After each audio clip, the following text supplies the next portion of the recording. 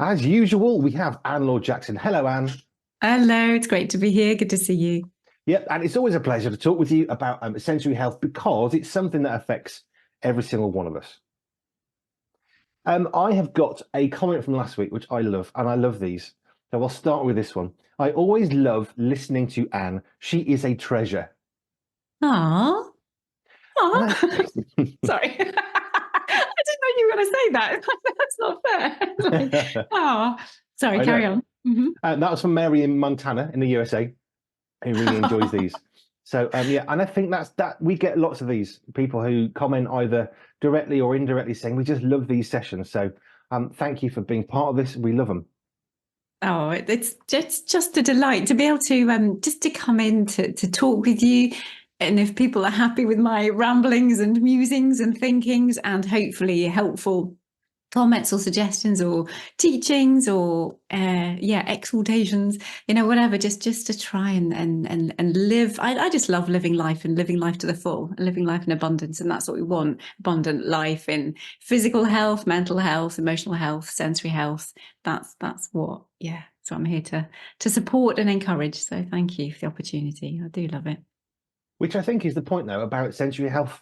I mean, that is a conversation in itself. It's about enjoying life. It's about living life, not just surviving, grinning and bearing it, getting through the difficult times which you're all going to have. If you can improve your sensory health, then now you're not just surviving, you're thriving. And that's what we do these for.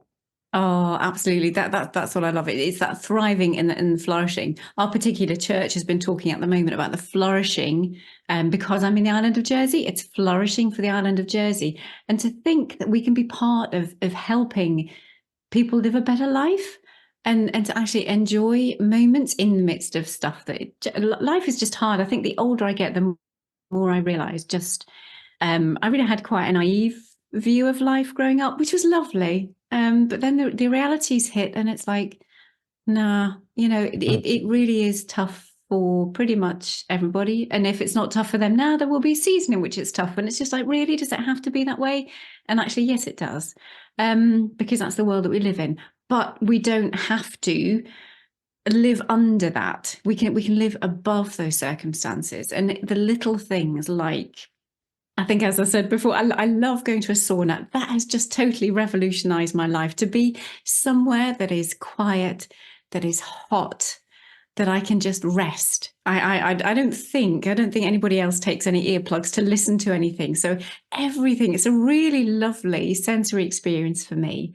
And it is just that 15 minutes. The plunge pool, maybe not quite so relaxing afterwards, but to have that 15 minutes of that warmth and space and quiet is just one of those precious things that sets me up. And I so look forward to going there regularly during the week. So yeah, that is absolutely my little treat, to be able to cope with everything else, get my mind in the right place, get my body in the right place. Lovely time to meditate and just rest and think. On that one, last week we had Dr. Richard Scott, GP, and he was looking at cold water plunges, ice therapy, hydrotherapy. It's got lots of names. Now, medically, unless you've got any sort of known heart issue, cold water plunges are really, really good for you. And it got me thinking about why. Now, we touched upon much more of the medical side, what's happening to your hormones and the body and all that kind of stuff.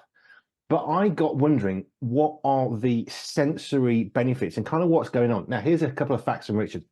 It's been around since the Romans did it in Egypt. So it's been around a long time, documented.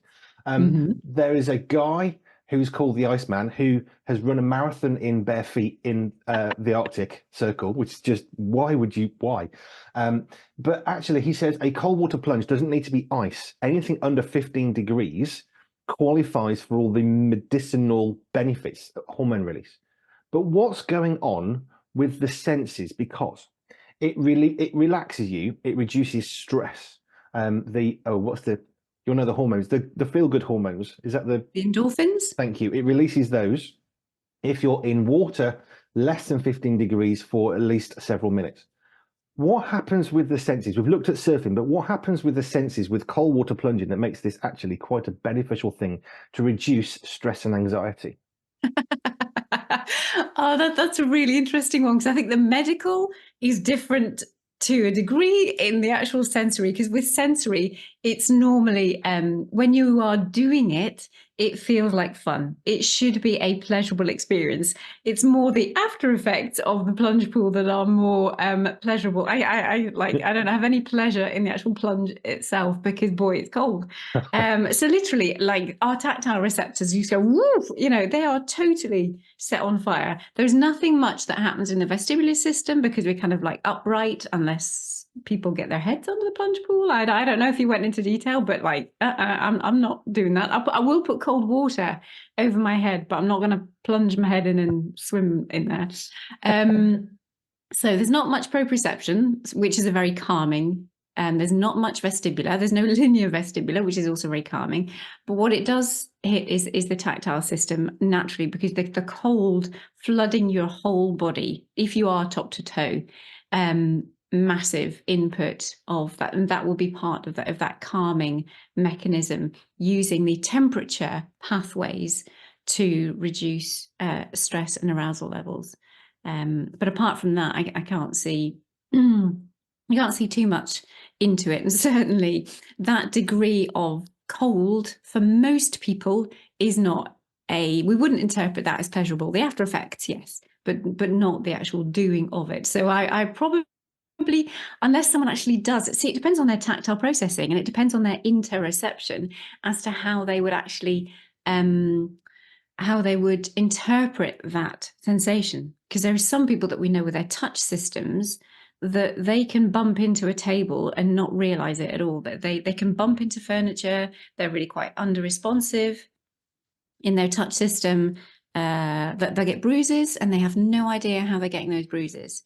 They might go. It's funny. I was working with a lovely autistic lady. So this is if you're if you're a lady listening, for those who've had leg waxing, men, you've probably seen it on the on things. But it was amazing. This female autistic lady, she loved having waxing because it didn't hurt her. Her perception of pain was such that was such that she didn't interpret it as pain when she was getting this procedure done. So there are definitely upsides to not perceiving certain sensations in the same way as other people. So for her, it wasn't painful. And there are some people who might go into really cold water and it's not interpreted as in unpleasant, because they don't register cold in the same way that others do. So like some people who, they won't, or some parents certainly get worried when their children are out and they haven't got their coat on. And the parents are thinking they're going to catch their death of cold. But I'm thinking they don't interpret that as cold. Their brains are just not seeing that. Or, and heat, hot and cold, they are particularly difficult, I think, for some people to come to terms with, and how to manage those, because they look odd wearing coats in the summer, or not wearing coats when we think we ought to, or running around like you're a marathon man. I think I would be curious to assess his tactile processing in that, actually. I hadn't thought about that, because we were talking about how could he do that, and Richard said some people are just made differently. But you've just kind of given the extension of that sentence, which is, I wonder what's going on with how he's processing what he's feeling. Because, for example, Stephen, my oldest son, loves to run in the rain. Now, I don't like to run, period. But if it was raining, I would want to run even less, because why would I want to get wet and cold? But he loves that. I think, well, what's wrong with you? But actually, there's nothing wrong with him. It's what he enjoys, and it's okay. It is. Oh, we're just so, each to their own. No, absolutely. I was thinking, again, this is another point that came out of the chat with Richard, which I wanted to touch with you as well, because what reminded me was in Norway and Finland and a few other nations in that area, it's normal to leave a very tiny baby in a pram outside in the ice cold while the mum would go in for a coffee. That's normal culture. Or they're having friends around, they put the baby outside to sleep in the cold. Now, to a British dad, that just seems like insanity. It's clearly not, because the babies are very healthy in Finland, Sweden, Norway. What could be going on for the baby that could be helpful and relaxing? Because they seem to be enjoying this.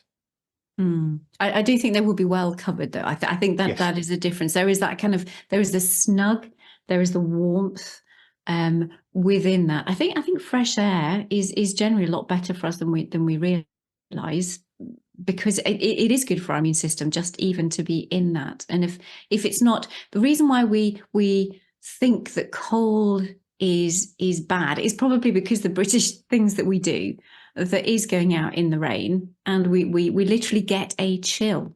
And so we don't protect ourselves well. Whereas going out in the cold, going out in the wet, covered and warm and not getting a chill, then it stimulates our immune systems, and we're much healthier with it. We're happy and we're fine. It's not bringing in, it's not, I don't know how the disease side of things works. I'd be really interested to go back actually and listen to your shows. And I'm very glad to know that you actually have catch-ups, don't you? Is that right? Yeah, Catch-ups or replays or all interviews, catch up, YouTube and podcast. Yeah, brilliant. Yeah, so that's definitely one I want to go back and have a look at. But there is the difference between, I think, within themselves, their bodies are well, even though they are breathing in very, very cold. The rest of their bodies are snug. So I think it's just a freshness, really. But they themselves, it's not as if you are leaving them out, because they would catch hypothermia, and therefore, no chance, no good. Yeah. They always look very, very well wrapped up, to be fair, and not just a baby outside. That's not what we're talking about here. So you were talking earlier about sensory in a theatre, how to have a good sensory experience, which I want to move on to. But what I was going to say has completely left my head. Let's go on to that and see if my brain can recall what I was about to say. Yes, I had an amazing time. I was called in. I was asked to go in by our local arts centre, one of our places that produce theatres. They work with young people. They work with students. They help them explore life dramatically, as well as putting on productions. But they were looking at how to create sensory healthy performances. I think in the UK and other places they're being called relaxed performances. So I was saying, I'm not sure about the language there, but anyway, so I'm calling it sensory healthy performances, because in order to help people sit, that's a good hour to 2 hours, if not 3 hours, depending what the interval's like. Folks have to be in that environment, and it's how do we make it all inclusive for people to be able to engage and enjoy it. Again, sensory health, sensory integration is all about having fun. It's got to be a pleasurable experience. You don't come out of the theatre, you don't endure it and then come out of it thinking, oh, I'm glad I went there. You want to be able to enjoy the experience of it. And that's what you carry away when you leave the theatre. So we want the theatre experience to be as healthy and as enjoyable and as fun as possible, which means, on the one side, protecting the senses for those who are overreactive, and also giving enough space for those who need movement, who need more input, who need more, just need more sensory input to feel good and to have enjoyed and got enough from the show. So we were talking about how it is quite a balance in order to do that, to meet lots of needs. But it really brought me back to the Sensory Healthy Church program that I'd already created, thinking, do you know, these are exactly the same kind of principles that our theatre world is looking at. And I thought, crumbs, that really, again, it goes right the way across the board. I hadn't thought of having sensory healthy theatres, or I just hadn't been taken there before, but I will be now, and I'll be putting more blogs out and information as to how to help theatre and dramatic companies as well, because you can imagine that, all the kind of, especially at panto time, it's all it's behind you and all of the shouting, and they kind of it's a massively overloading, potentially, experience, which will be an absolute nightmare for some. So we're trying to work out how to tone things down, how to, there's lots in it. Sorry, far away. What else can I tell you about sensory healthy performances? Or so much. One of the things that comes to my mind, which I have never directly encountered or experienced, but that's fireworks without noises, indoor fireworks. When I first thought that, I did have health and safety assessments going off in my brain. How can you possibly have fireworks indoors? But these aren't explosive. These are more, I guess, light displays of something, or fireworks that have less noises, I suppose, in some contexts. But it's I suppose it's that sort of idea that I know we've mentioned before about there is a safe level of decibels. How loud could something be before it actually causes hearing damage, as a general rule? So there's a nice simple line in the sound. We know that at this point, this many decibels, we're going to have hearing loss after this time. So let's bring it down from there. We've also talked about how there might be a maximum safe limit, but actually there are personal preference limits, and they're not going to be the same. Some are going to be higher, some are going to be lower. So how do you start to do a pantomime that actually enables people who don't like the shouting? Did you come up with any conclusions with them? Yeah, we kind of realize that it's more, if we can meet the needs of those who are more overreactive, others can enjoy it just as well. You don't have to bring the arousal levels up for everybody else to that degree for them to enjoy it. If it's a good show, they're going to enjoy it.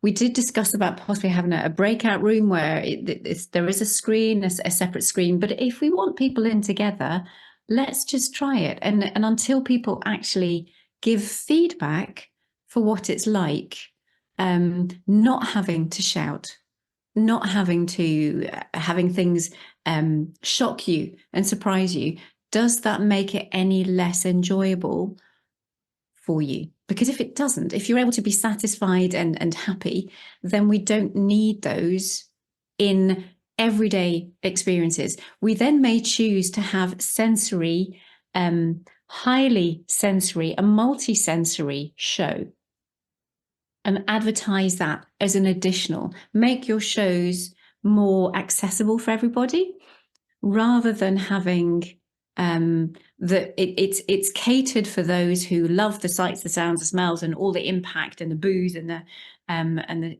spontaneity and the unsettledness and the uncertainty of it all. So that's typically what goes on. And then you have a small provision, or you might have a one-off for those who are more sensitive, and everything is pared down. I think cinemas are doing that as well. They cater for those who don't like extra sights, sounds, smells, and inputs. Everything's much calmer. But that only qualifies for one type of sensory person, which is great. And I'm very glad that that's there. But I would much rather see the general being able to accommodate a little bit more movement, a little bit less interaction, a little bit less of everything, with enabling people to move around a little bit, just a little bit more flexibility, giving them different things to sit on, different things to play with. But it's just more an average experience. And then you have the extra, let's really go for a full on, and you can have those as specials, and you can have a quieter one if you want as a special.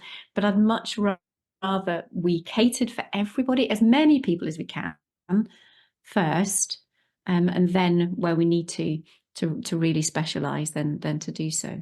I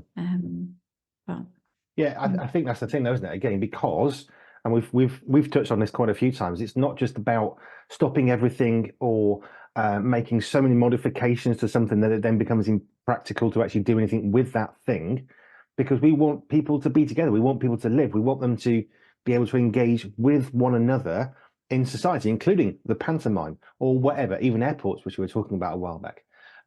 But sometimes those simple things can make a difference. But again, if we had this particular theatre performance is going to be much more tailored if you've got any auditory processing issues, so that we're going to have the lights on, we're going to have no shouting, that it's going to be turned quieter. No one's going to care if your child can't sit still, or your young adult that you're bringing has, noises they make. This is okay. So it's and in a sense that is a sort of much larger breakout room. But actually, again, just because we've always done something a certain way doesn't mean to say we should carry on doing it that way just because that's what we've always done. Because actually, there are much easier ways of engaging with a much wider audience by removing the things that aren't critical to the thing, like pantomime. I really hate pantomimes personally. I hate the booing. I hate all that stuff. I have no auditory issues. I know. I just really dislike that. Mm-hmm. If I'm going to something like that, I just want to sit and be entertained. I don't want to be engaging in it. That's a personal thing to me. Others love it, and that's great. But I think there are easy things we can do, minor modifications to engage even more people and make it even more successful. Yeah. And so we were talking about how, like, the preparation, the practice, the expectations. If people do want to have something more spontaneous, if there is something more interactive, just let people know about it. There could be, you could give them an element of a script. I mean, that's the thing with theatres, unless it is unscripted, which is rare, you will actually have a script. So you can prepare. A lot of it, again, was just real preparation before you go. And I mean, these guys were just brilliant because they were even working, if they have some of their own people within their company. What typically happens, if I give you this example, so what typically happens is that you go through all the scripting, you go through the casting, you work out which position you're in, you do all of that, and you do most of that for about 90% of the time. You're all in your ordinary clothes, you're just on the stage, and it's only at the very last that you bring in the stage lights, you bring in the costumes, which of course, where if you've got tactile processing issues, that can be an issue if they're particularly scratchy, and that can be quite difficult for some of the actors. Sights, the sounds, the smells, and you only bring in the orchestra if you have the orchestra or sounds, whatever, really at the last minute. So they were getting the idea that, actually, if they are going to be doing performances and if they are wanting to encourage younger actors who may have neurodiversity, they may have nothing at all. They don't know any diagnosis that they may or may not have, but they are going to screen for their sensory health. They're going to screen their sensory processing issues so that they can perhaps introduce those extra lights, like five practices before they would normally have done. Try the costumes on just to check, give people time to accommodate and to adjust. So I was really heartened from the conversations, and they really got it because they have had experience of people coming in and actually just being pretty overwhelmed with how quickly in those last few practices things change, and the sensory experiences ramp up hugely. Interesting. I wouldn't have thought, not I wouldn't think about the actors, but I wouldn't have thought about them going from normal clothes to performance. I just thought they were in their performance clothes much earlier. I didn't realize it was quite that sort of switch. Yeah.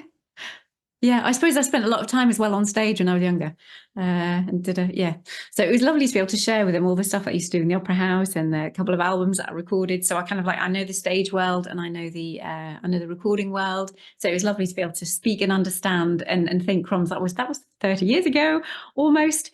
But nice, yeah, just really lovely to reconnect with them. It's no different what you're saying about preparing people to something that I've always said in churches, especially when I was involved in children's ministry.